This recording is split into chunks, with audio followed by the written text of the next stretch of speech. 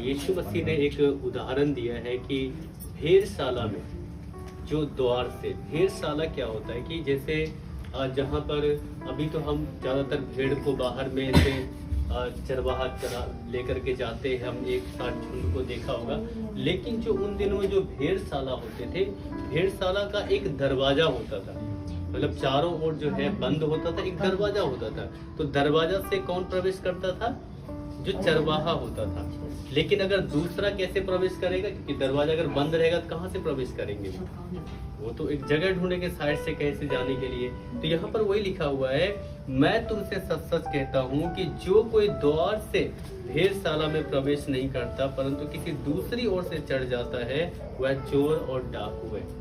दूसरी ओर से जो भेड़शाला में चढ़ जाता है वो कौन है? चोर और डाकू है। तो आगे लिखा है, परंतु जो द्वार से भीतर प्रवेश करता है वह भेड़ों का चरवाहा है। उसके लिए द्वारपाल द्वार खोल देता है और भेड़ें उसका शब्द सुनती है और वह अपनी भेड़ों को नाम ले लेकर बुलाता है और बाहर ले जाता है। तो यहाँ पर क्या लिखा है?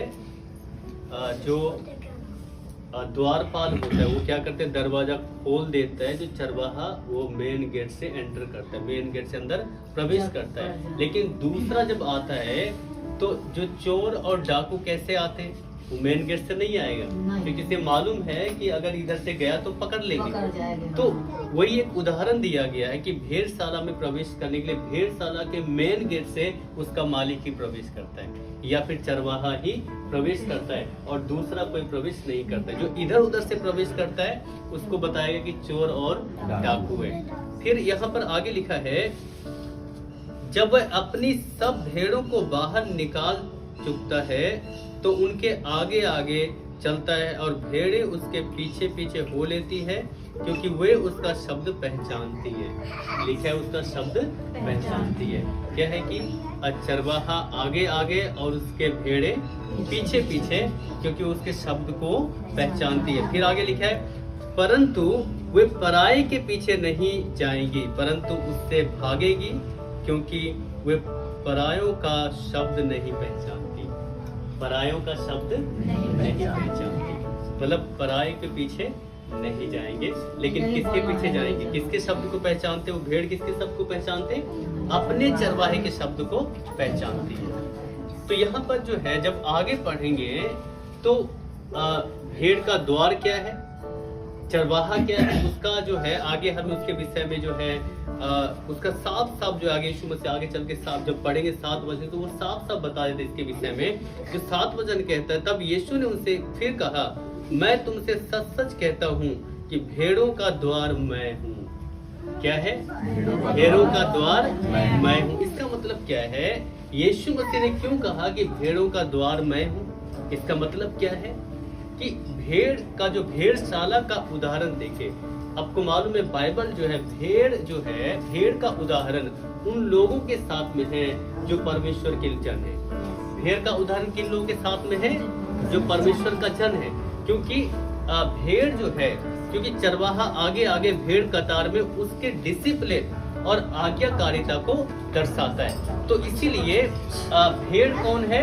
परमेश्वर के जन है, परमेश्वर के लोग हैं। इसीलिए यहाँ पे जो यीशु मसीह कहता है कि भेड़ों का द्वार मैं हूँ, भेड़ों का द्वार मैं हूँ। तो आगे कहता है, जितने मुझसे पहले आए हुए सब चोर और डाकू हैं परंतु भेड़ों ने उनकी ना सुनी। यीशु कहता है जितने मुझसे पहले आए वो सब कौन थे? चोर और डाकू थे, लेकिन भेड़ों ने उनके शब्द को नहीं सुना।